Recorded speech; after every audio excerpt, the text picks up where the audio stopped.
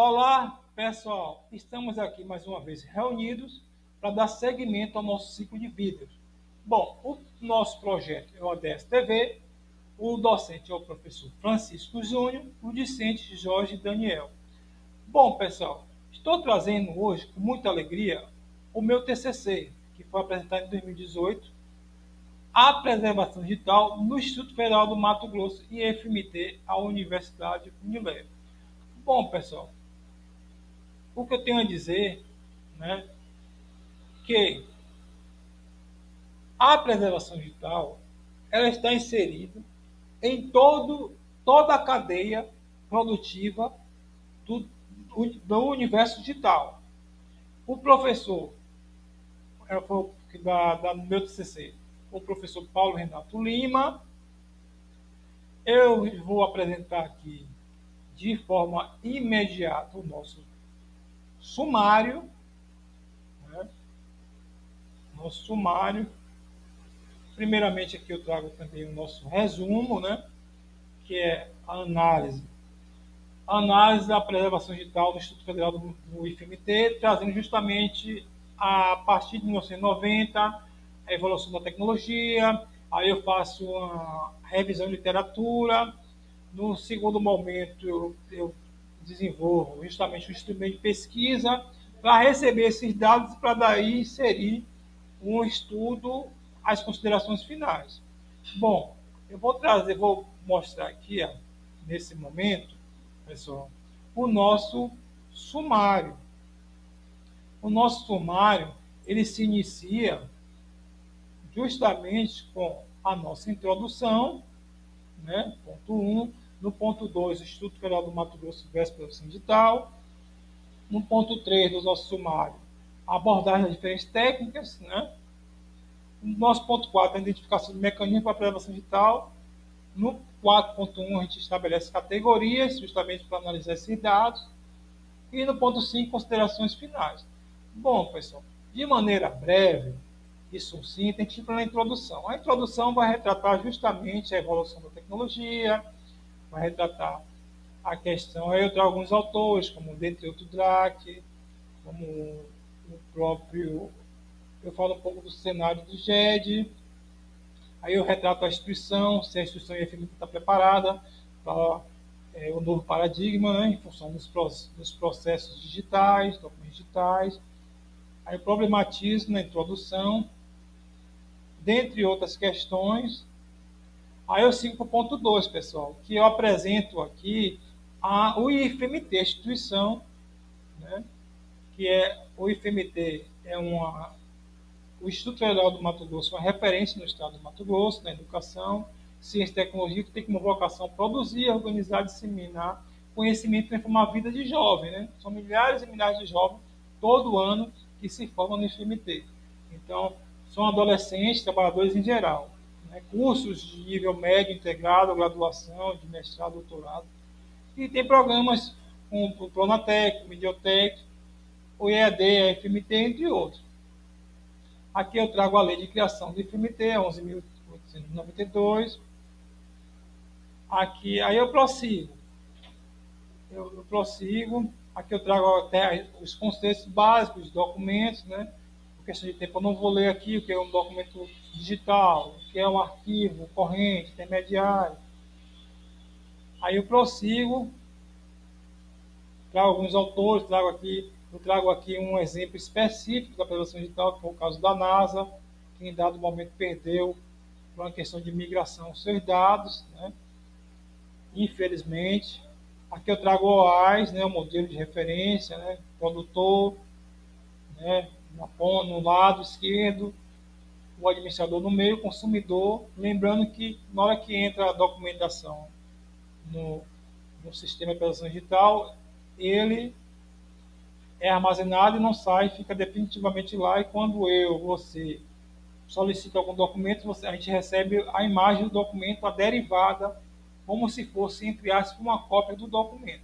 Bom, aqui eu desenvolvi uma tabela, desafio da preservação digital. De um lado, o que enfrentar, do outro lado, o que garantir. Enfrentar, como eu tenho dito, a obsolescência tecnológica, a fragilidade das mídias e a variedade dos documentos. Do outro lado, o que nós vamos garantir? Acesso a longo prazo, fixidade e estabilidade desses documentos digitais.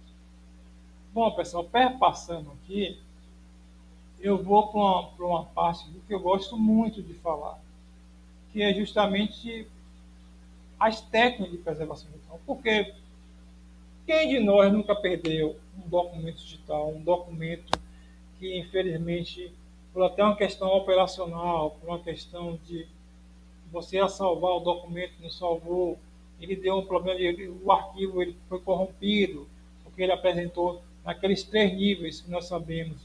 Pode ser no nível físico, deu tipo de problema, não vai abrir.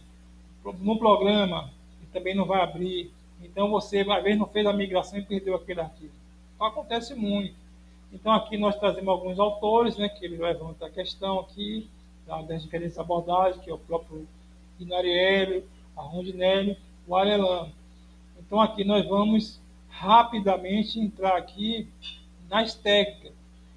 Quando eu desenvolvi o meu artigo foi em 2021, mas esse TCC aqui eu desenvolvi ele em 2018. Então, de 2018 a 2021, se passaram 3 anos e o que eu percebi com a evolução dos meus estudos é que a migração realmente ela é a mais recorrente das técnicas utilizadas. Então, seja a migração de suportes, a migração de conteúdo. Então, o que é a migração? A estratégia que permite a transferência de material digital de uma plataforma para outra, ou de conteúdo, ou lembrando que você pode fazer justamente isso com seus arquivos. Você pode migrar de formato, né, de PDF para Word, fazer backup, resguardar esse conteúdo desses documentos seus, pessoais, documentos que você esteja desenvolvendo algum projeto, entendeu? Temos a preservação tecnológica, uma outra técnica, impressão em papel, temos várias técnicas. Lembrando que não existe uma bala de prata para uma única situação, vai depender de cada caso específico. Aqui alguns autores trazendo outras questões, e vamos aqui com a parte mais específica, né, que é justamente a apresentação do nosso questionário. Eu elaborei um questionário com algumas perguntas, né, que os servidores do IFMT responderam à época, né? A instituição apresenta algum tipo de programa, política de produção digital, há alguma preocupação? Eu fiz um mapeamento geral, qual é a ferramenta utilizada. E aí, nós, obviamente, alguns responderam, né? Outros não, por uma questão de tempo, e obtivemos a seguinte resposta através das categorias montadas, que vamos apresentar aqui agora. A presença de programa de preservação digital, por exemplo, na instituição, a preocupação institucional, 64% responderam. 36% disseram que sim, que existe a preocupação, 64% não. Né? Muitos ainda desconhecem a preservação digital. Há o histórico de preservação na instituição, há um ciclo contínuo permanente. Aqui foram os dados que nós fomos apresentando.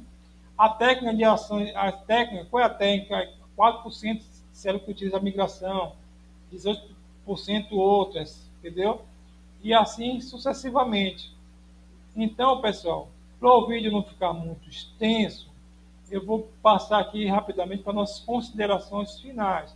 Por que foi as nossas considerações finais depois da análise de todos esses dados coletados?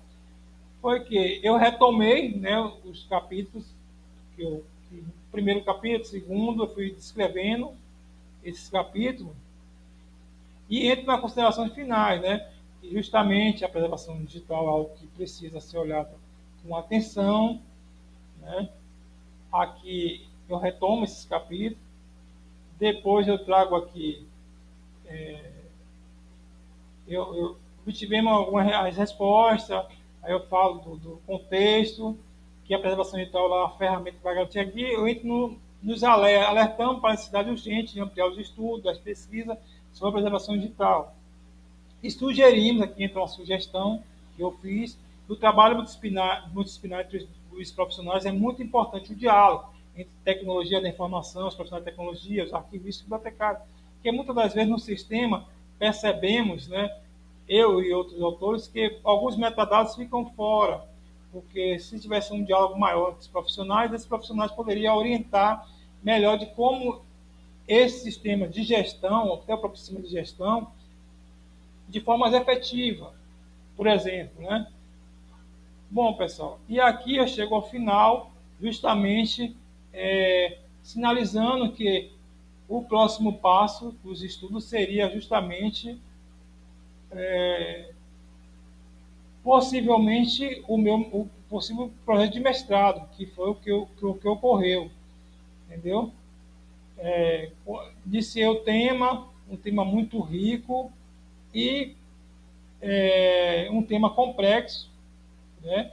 Mas que eu gostaria de sinalizar que, que aqui a pesquisa sobre a preservação digital evoluiu muito e vai servir como um ponto de partida para o meu próximo passo acadêmico, que realmente aconteceu. De 2018, eu fui iniciar o mestrado em 2020. Não, eu iniciei o mestrado em 2022, perdão, 2022, que eu fui estudando, aprofundando. E aqui, pessoal, para o vídeo não ficar muito extenso, eu trago aqui as nossas referências biográficas. E eu agradeço muito, pessoal. Até a próximo vídeo. Muito obrigado, pessoal, pela oportunidade.